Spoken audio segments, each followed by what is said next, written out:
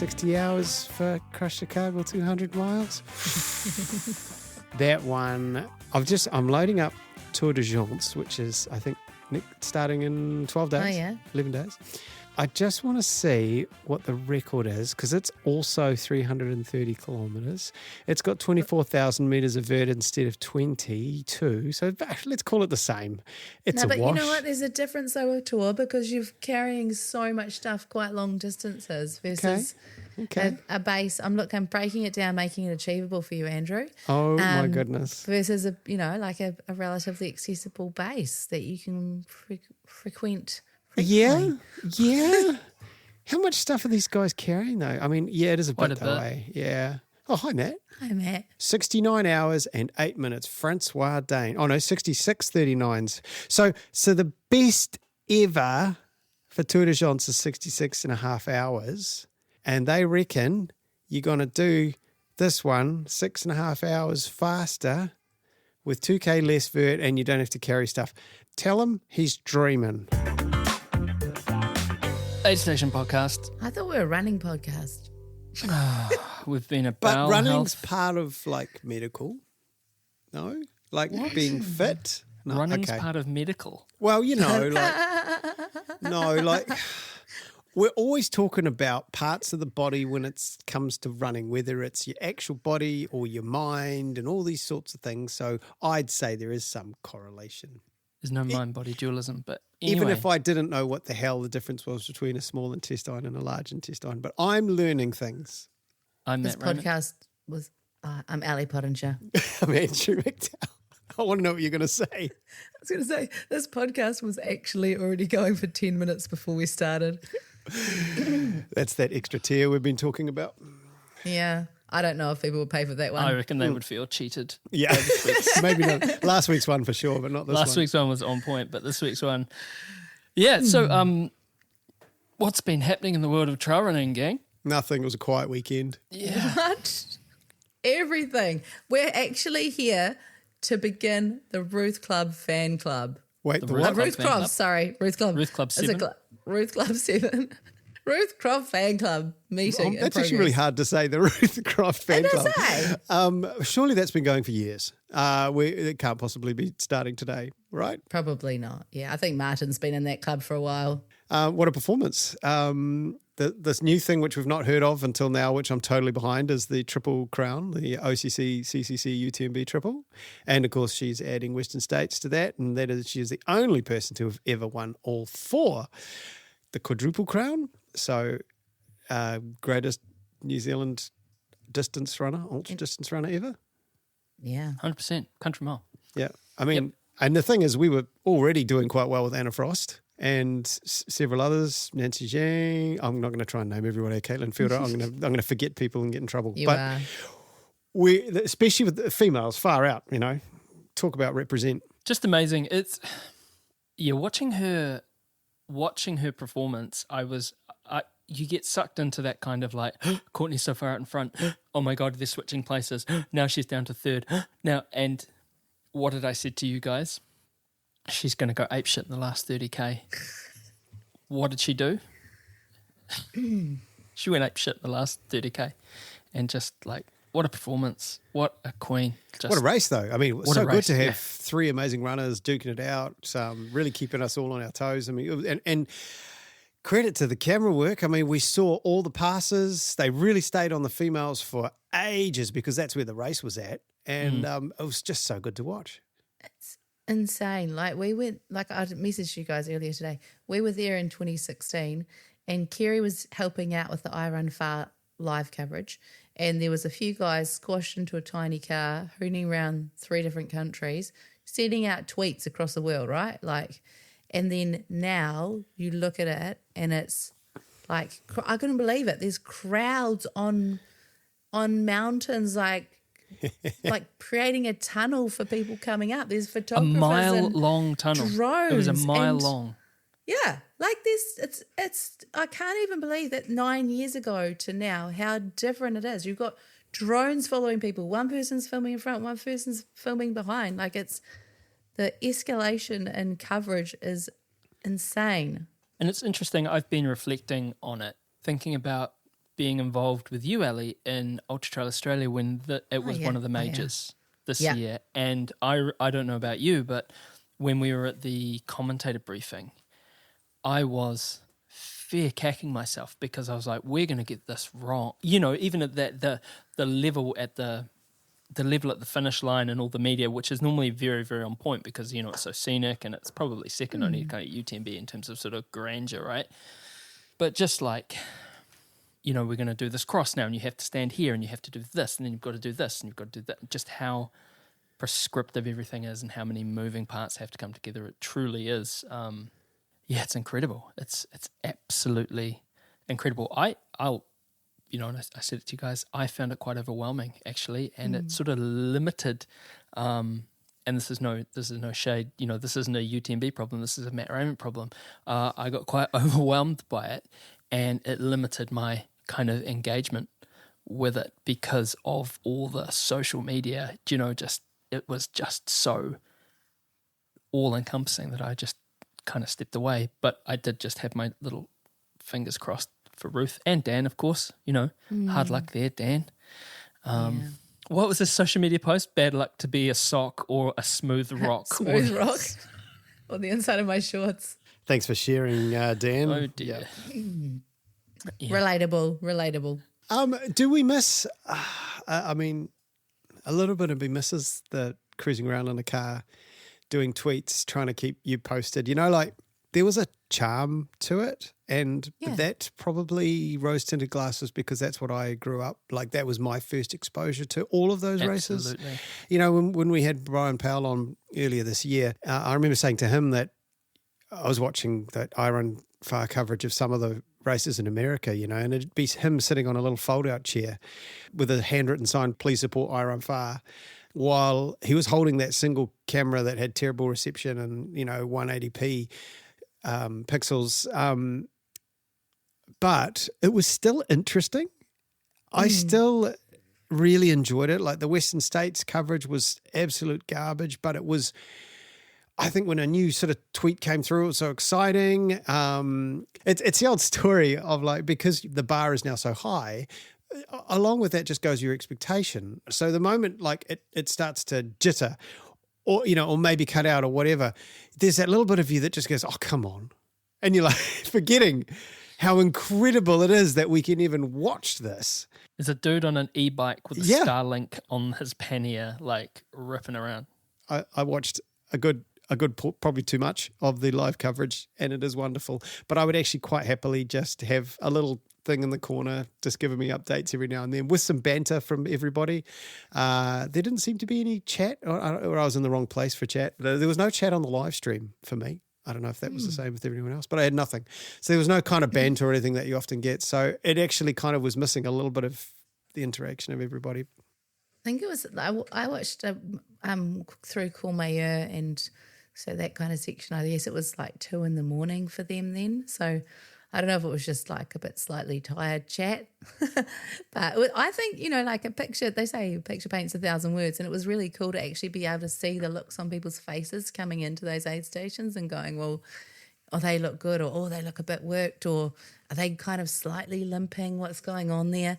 And the thing that I kind of wondered is watching that pass that Ruth made on Courtney. Like, did you see the clip where they had her overtake into second and then overtake into first? And I was thinking, bloody hell, like poor Ruth to be making this move in a race and having the eyes of the world looking at you. And like, what if you're just like doing like a little fist pump, or like, the expression on your face is going to be judged, or like you're grimacing up a hill and that's being put out there, like, and people are analysing that. So I wonder what that's like, if it's quite intrusive as an athlete, or how people are finding it now that's changing, right? Like Ruth, when did she first go to UTMB? Was it 2015 that she first raced there, I think? Wow. Or is that what I saw? I don't know. I feel like it was. Marathon, maybe? Maybe. Because I know the first time that she came on to Dirt Church Radio, it was really early. It was back when she was running for Scott, and she was talking about John O'Wyatt was coaching her at the time, and another amazing trail athlete from Aotearoa, and she was saying she didn't want to use poles. She was like, poles suck. I don't. It's not part of my thing. And then you see her just absolutely this week, just monstering, like incredible. She certainly put in the work. You almost don't want to like peel back that curtain though as well, because that's the thing. Like I have such a phenomenal respect for her, you know, as an athlete and actually as a human being, because we've had the privilege of, and it is a very privileged thing, of hanging out with her, and you know, you get to kind of see the Ruth who, and quite frankly, it's quite similar to the Ruth that you see on, you know, like she's a very cool human being. But like, I mean, this is the woman, you know, like after she won Tarawera one year, she'd gone out to dinner with Martin and her family, and she was obviously like fully jacked up on caffeine because she'd had so much. She just cruised down to the finish line. Huge and I were on the finish line. It was like probably she was with us from like 11 p.m. till maybe 1:30 in the morning. She was just on the bollard, hanging out in a puffer jacket, just clapping everyone over. And there were people like ultra running super dorks next to her.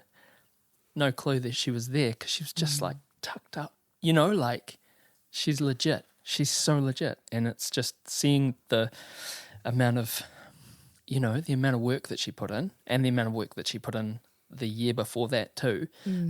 Just an incredible payoff, against Courtney Dauwalter, you know, like holy moly. It's a deserved win. Oh, it's a totally legit win. Yeah. Interesting point, though, you make about the cameras. I wonder if, what did she take, 22 and change hours? I mean, all of those front runners have had cameras on them the entire time, right? Yeah. I wonder at what point you actually just don't even think about it, you know? They're just there. I mean, we'll have to ask them. I have to ask Ruth, see what they think. But I would imagine that every time these front runners go through any aid station all the way up, there are people pointing phones at them, filming, taking photos the entire way. And I suppose at some point you just go, it is what it is. You don't even think about it. Well, I guess that's the other thing, and sort of what also countered to my sort of feeling of being overwhelmed by it. Everyone's got a major sponsor. The major sponsor's got a social media team. The social media team's getting content, and the content's getting really, really slick these days. And it's just like there. So I think about like Western States, the people coming through, like Dan Jones coming through into an AidStation. He's got his precision team. He's got the Adidas team, and they're just like, it is intense. I mean, I guess if you were one of those elite athletes, it would be the other people kind of like slinging their phones at you. You might not even notice it, because that's your life as a professional athlete now, is hanging out with someone with a selfie stick in your face. You got to keep in mind, some of them probably love it. Some of them are like, more cameras, please. You know, a few. There'll be the extroverts that are just like, bring it on. Yeah. And we're seeing more and more of them at the front of the field these days. You know, they've grown up on it, right? They've seen the last 5, 6, 7 years. They know what to expect. And in fact, if anything, they're embracing it. Yeah. We adopted the dark. They were born in it, That was the line from Batman with... We've talked about this. Yeah, it was Bane.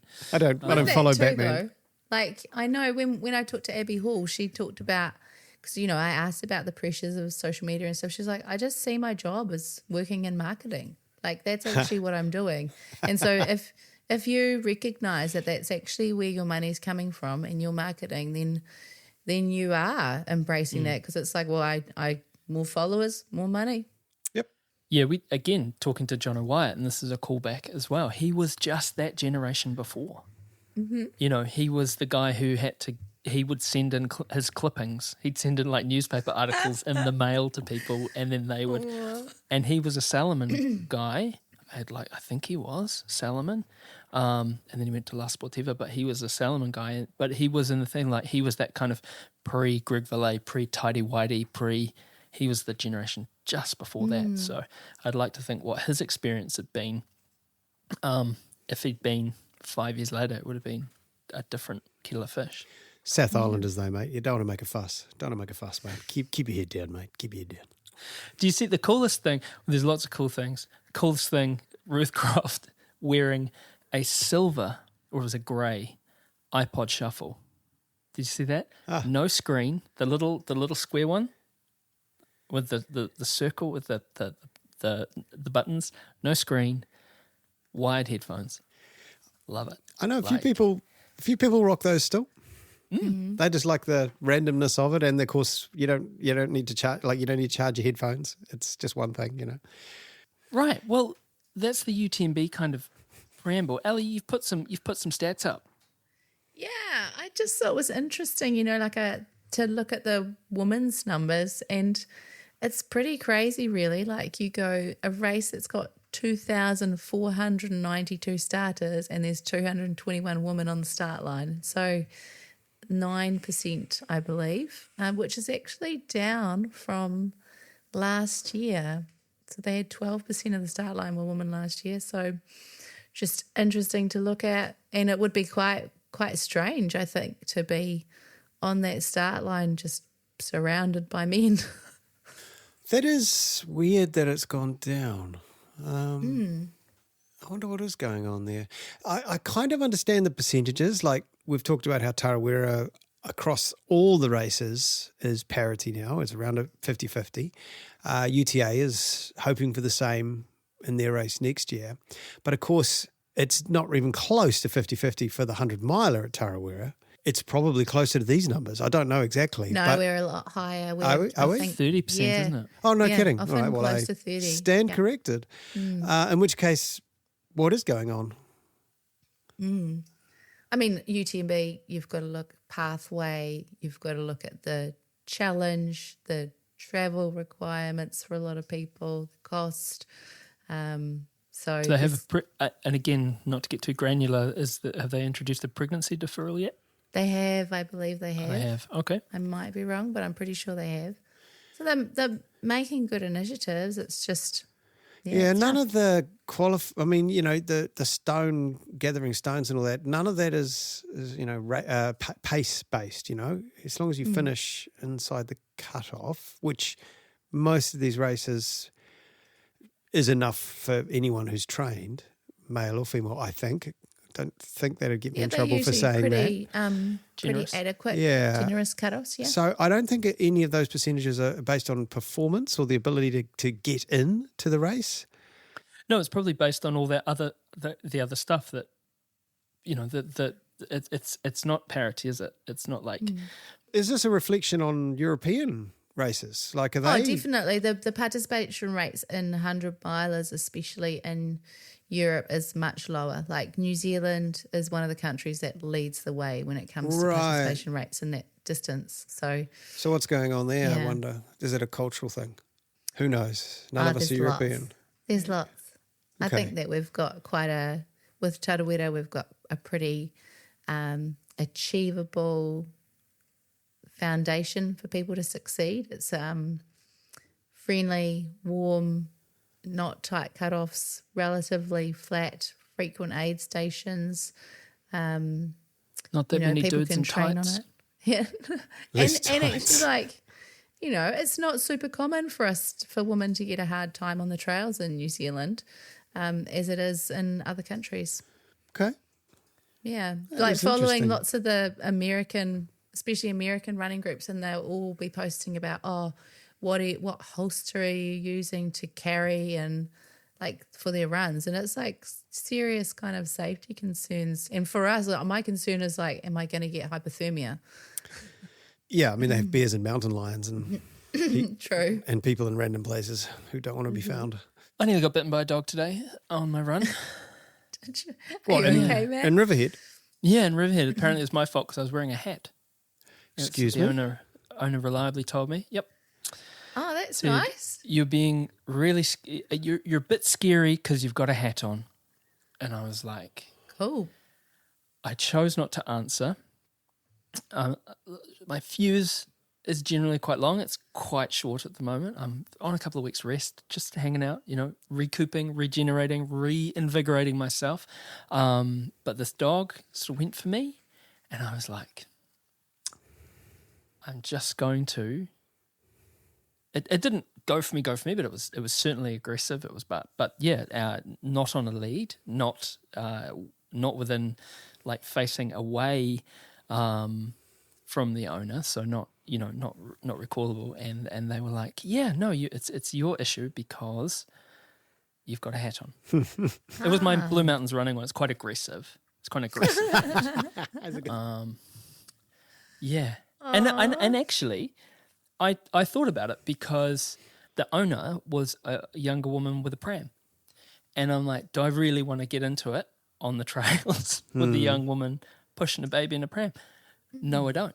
Is it acceptable for her dog to, maybe the dog was doing the right thing, but still, you're scary because you got a hat on, but whatever. But the point of that was, I thought, hang on, I'm a big dude.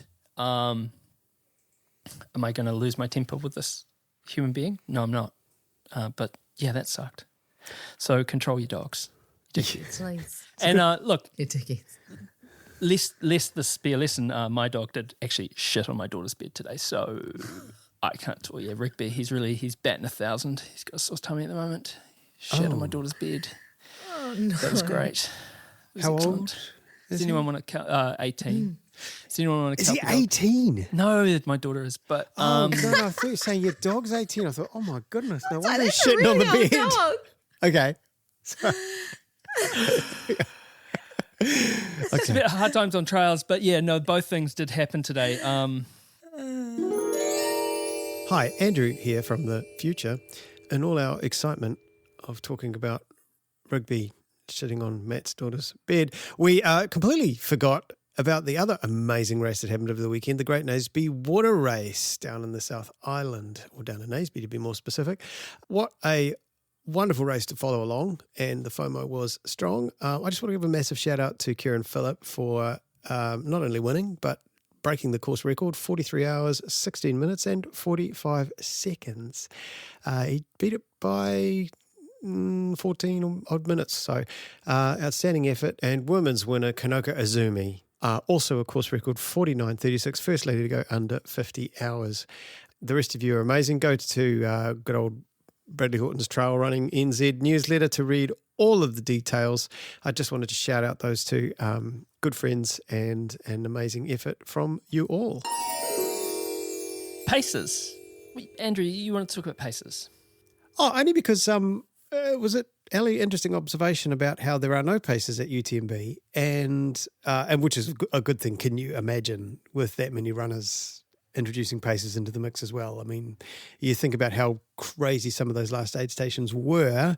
Okay, let's throw another 1,000 people who are going to pace on top of that. I mean, it would never work, right? So, but at the same time, you don't notice. And I think one of the nice things, especially with all the coverage these days, is if you see two people together, you know that they're both racing. Then you don't, like when you're watching Western States, you're kind of like, is that someone catching up to someone, or is that just their pacer? And you actually end up quite confused throughout the whole thing. So at least with UTMB, apart from obviously the 400 people that decide to run with other runners, and I find that weird. That's a little sidebar issue that, like, you see some of these elites, they're running downhill and there'll be some dude like 10 meters back just running the whole downhill with them. And it's fine. Hey, you're not breaking any rules, but I just find it weird. To me, it's weird. I would never do that. They're in there. You're not running the race. Just get out. There are cameras everywhere. Get out of the shot. So just spectators that are like, I want to run you see beside them. Andrew McDowell. Yeah, exactly. Yeah, it's a huge problem for me. Yeah. Just the top runners. I don't know. I find it kind of odd that people, I know they want to just tell their friends that they ran with that person for a few kilometers or whatever. I don't know. I find that weird. Anyway, I don't know. That wasn't really my point. Sorry. Jim Walmsley said that the elites at Western States shouldn't have paces, and Did he? I totally agree. They don't need them anymore. If you're at that level, you should be able to look after yourself all right. Yes, you've got your crews at AidStation, all that sort of stuff. But I think if you are an elite, and that's generally pretty well defined, what an elite is before the start of the race, then you should you shouldn't need a pacer for those big international races. And a lot of them don't have them now. Even good old Terry Davis down at Northburn. If you're going to end up on the podium, you can't have a pacer. Well ahead of the game is Terry. I think that's great. I think that if you're gonna if you're going to try and win these things, you do it off your own volition, personally speaking. Yeah. But then it can be a good thing, right? Like if you go, like I know historically with tarawera and paces, it's given people that real confidence boost to go, I just need to get to this point and then I'll get my buddy Andrew to help me through that last 20K and he can chat to me and make me jog along. So it can be quite... For everyone else, it's fine. If only for the slower people. No, only for the fast people. Only for the slower. Non-elite. Like, the non-elites. The non-elites can totally, in fact, they should have, if you're going to be out in the middle of the night, and you're a little bit out of it because you've been going all day or whatever, then having someone with you to help you be accountable is an excellent idea. But if you're flying along at 5-minute Ks, what do you need a pacer for? Just get on with it. Did Jim Walmsley ever have a pacer for any of his Western States runs? Yes. Then he can shut up. But he did. He has dropped them most of the time. But he still had them. Yep. See, that's a little bit have your cake and eat it too for me. I mean, Jim Walmsley is Jim Walmsley. He can do. He's saying going forward. Yeah, going forward, including him. I've won the race 3 times now. I've got the record, so I don't think you need paces. I don't know. It was cool seeing him pass. Somebody was it OCC? He passed that has to say it Yeah. at some point. That was sick. Yeah, that was mean. So that just my thoughts. It doesn't really matter. It doesn't affect any of us. But I would like to see those top Western States dudes just getting on with it. See what Dan thinks. Maybe we'll ask him sometime. Good idea. How's everyone's running going? Mine's been shit. Can I dear. swear? I think I've sworn us several times already. Okay, cool. I can swear. No, so Sebastian started bringing home germs. So I've had conjunctivitis and adenovirus. So well, not just me, Kerry's had it as well. Sebastian's had it. So basically, bung eyes, I've had a sore throat, headache, and I was like, oh man, it's been a week of no running and it's not great. And you do the whole like me as a coach who works in this space, I'm catastrophizing like this is terrible. It's all over. But I know it's a week off. It's nothing in the grand scheme of things. But so I'm feeling for people that are going through the winter lurgies and doing the catastrophizing thing that I've been doing. But I know I'll be back running again soon. Has Seb just started daycare? Yeah. When our children started daycare, it's the sickest I've ever been in my life. You were just not ready for it, eh? No one warns you either. I'm questioning my life choices, to be honest. I had to reschedule a whole week of appointments and things, and I was just like, this is way more work, way more. There was this period of time during COVID when like this pre-vaccine, pre-Omicron, so it was original and everything was shut down and they were so concerned about it being on surfaces and stuff. So at work we'd have to do this whole thing about like, you're Clinell wiping everything and you're doing all this stuff. And then they were like, you have to come home, you have to wear your scrubs home, you have to get in the door, you have to boil your scrub, basically 60-degree wash or higher. You can't talk to your kids, you can't pat your dog, you can't do anything. You have to get straight in the shower and then you can get changed and then you can go greet your family. So and this was the context of where we were at the time. And that's what we were all doing. And so you come home, you had to just go straight into the shower, boil the clothes. I think that is a reasonable standpoint for what you should do with Sebastian. Just every day. Get in the shower. It's not a bad idea. Boil your clothes. Boil your clothes. It's probably a Boil good your idea, to be honest, because I do not want another week like this on repeat. Oh, you'll get some incredible immunity. It just takes a wee while, but soon you'll be immune to everything. Yeah. No, I feel for you. I feel for you guys. So you're running, Andrew. How's your running been? Yeah, it's tell us fine. about your After running. that, I don't have. I do occasionally get conjunctivitis quite randomly, but I always have throughout my life. But anyway, good. Thank you. Sorry for once. No complaints. Good. Don't be sorry. Perfect. Yeah. I want success for everyone. Yeah, except the really fast stuff, I'm not so fast anymore, and that's a bit annoying. Comparison being the thief of joy. Just trying to do some of the Owaraka club nights and the old sort of 15 times 400 meters, and I got to about 5, and the body said, actually, I think we should go home. So I did. Yeah. But otherwise, it's great to be out running. And I have this Friday, I have no power. Apparently, they are turning off the power to our whole neighbourhood from 9 a.m. till 5 o'clock at night. So I literally cannot do any work. So I'm trying to decide where I go running for 8 hours. How about you, Matt? You running like a weapon, getting bitten by dogs? No, well, today was interesting. Patchy last week for different reasons. Just had a big week, and it actually became less of a. It became this thing, that catastrophizing thing of I have to do this, or I'm going to do this, and I'm going to do this, to the point where I was so worked up. I put my running gear on Saturday, had a panic attack, take my running gear off, put my normal clothes on, went about my day, which was the right thing to do, rather than put my running gear on, have a panic attack, go out the door, have a terrible time, feel worse about it. So that was a real kind of learning thing for me, which was really good. I've made no secret of the fact, like I would suggest that I don't have an anxiety disorder or anything like that, but I've been really open about the fact that at times, in terms of my professional life, things will get to a point where kind of you have that response, you feel kind of overwhelmed, and so but last week was challenging, but went for a run today. Feel terrible, feel so slow, just awful. But it was it was nice to be out. It was nice to be out, nearly getting bitten by dogs. But that is often like that snowball effect, right? Like I find if I've had some time off, you get nervous about the first one again, and then you do that first one, you're like, oh yeah, okay, it's okay, I can do this again now. I don't know. Do you find that? And But it's also that thief is the comparison of joy. What's time off, Ellie?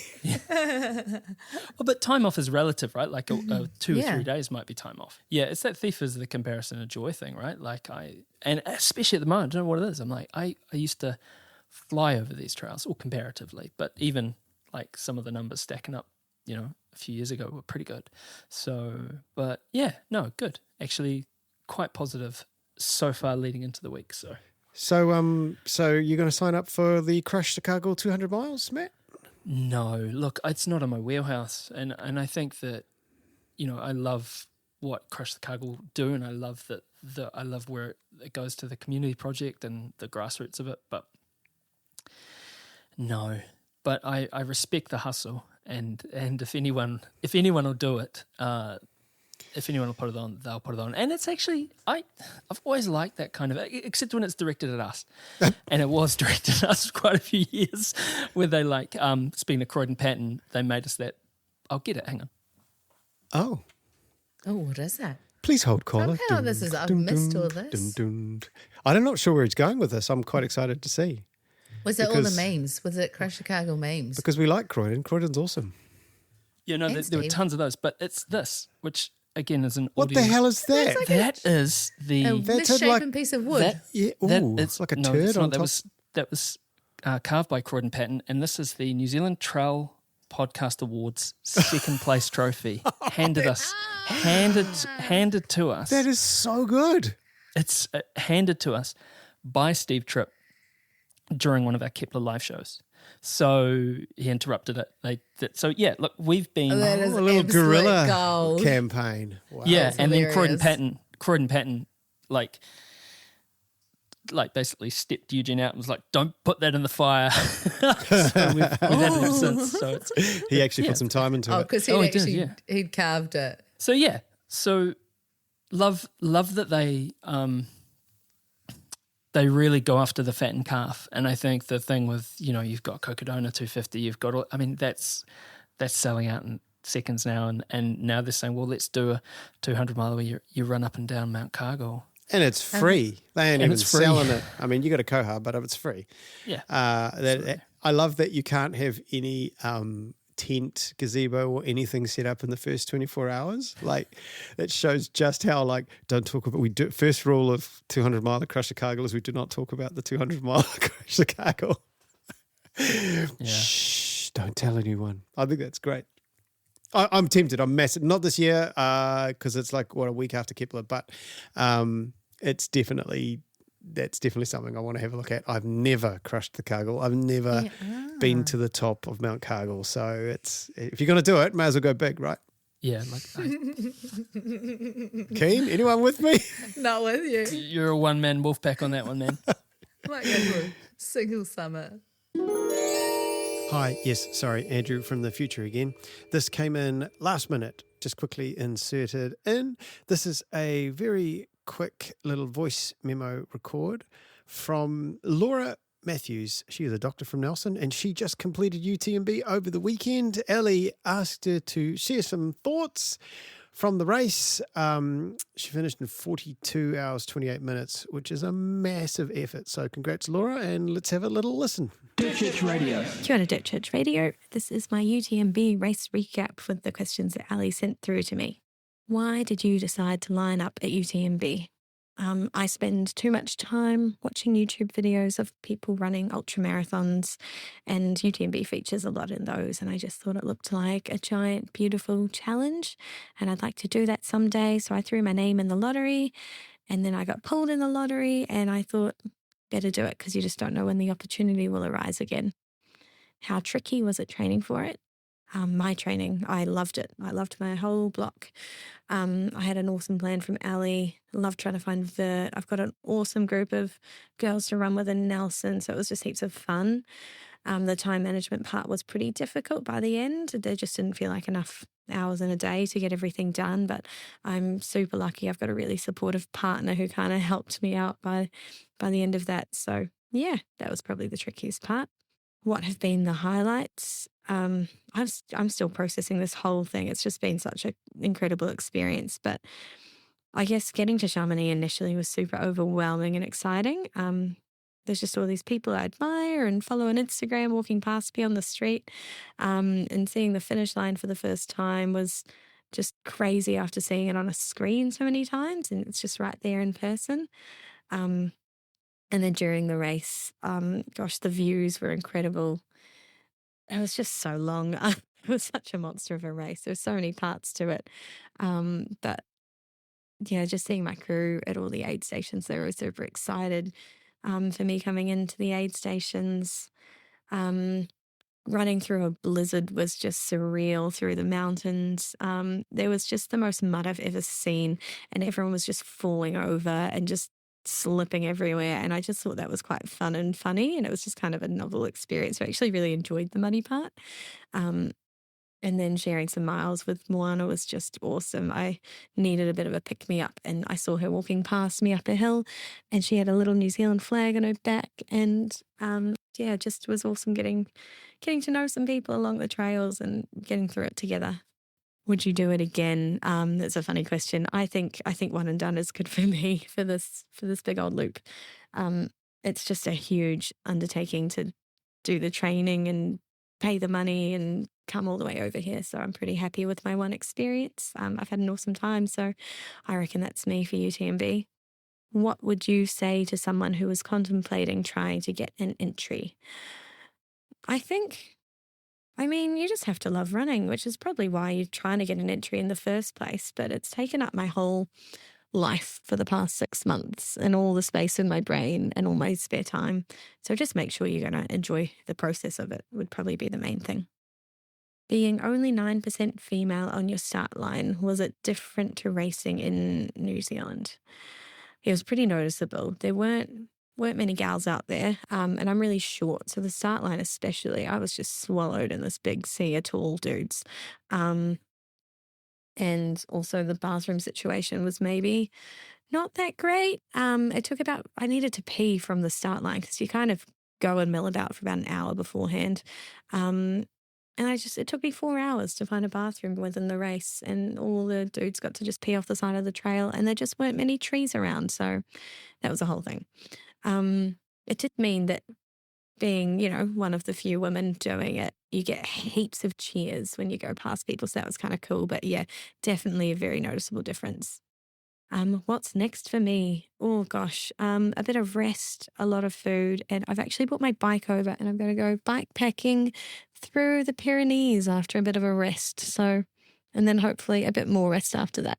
it's a pretty good lineup. But yeah, I've just had the best time. And I just feel so lucky to have done this race. So yeah, it's been pretty awesome.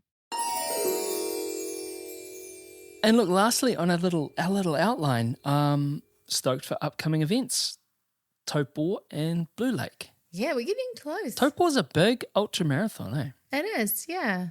Over 1,000 entries. I think it's at 1,200 this year, something like that. So it's always a bit of a staple for the central North Island. I'm not excited about Blue Lake because I can't do it. Oh, can't you? What are you going to do instead?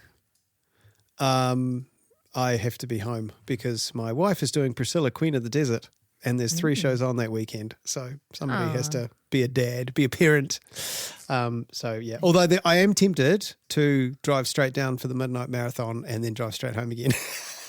I should. The perfect crime. So you're sort of being a parent. It's sort of, yeah. She'll be home by then. She'll be home by then. It doesn't matter. Nothing ever happens at night. No. There'll only be a couple of hours of absenteeism. It'll be fine. What could go wrong? What could go wrong? I'm not addicted. You're addicted. You have to be there, though. Yeah, it's one of the. I mean, again, was something that I was very keen to do, and I can't go either now. You can't go. I know. Well, What are you doing instead? what am I doing instead? I am going to a 21st of whānau who we did the Wilson George whānau. So we did antenatal classes with Maria and Jason and Zach Wilson George, who's Tom's oldest friend. They're like 3 weeks apart.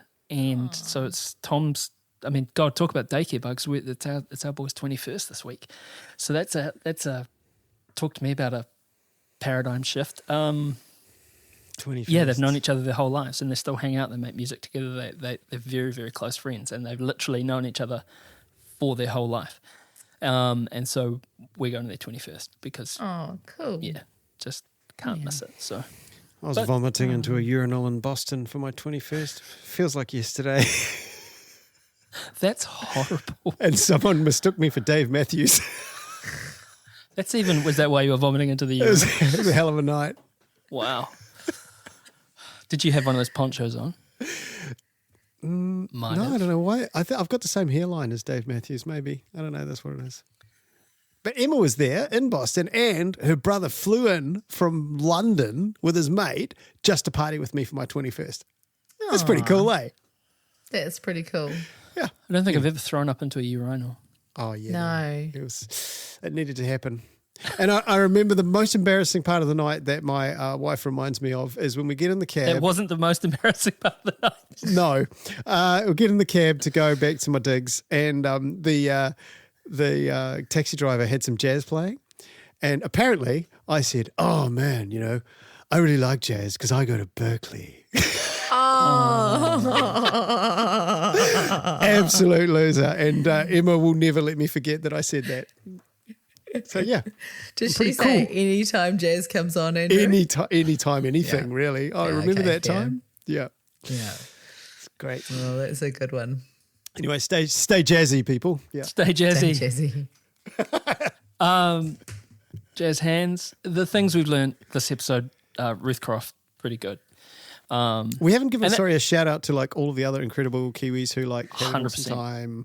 Our buddy Mancini got timed out. That's so rude. I was gutted for him. Apparently they like snuck up like the sweepers and they just said, oh, sorry you guys, boom, Champelec. Nah, you're out of time.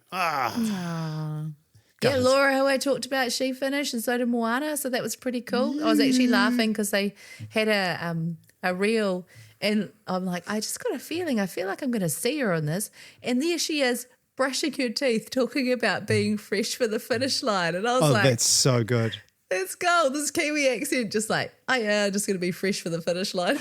Fresh for the finish line. Like, Fresh for the honestly, finish line. after, like before that, and it had been all these people like huddled in space blankets, like, getting gently stroked by loving partners and leg rubs and stuff. And there she is brushing her teeth.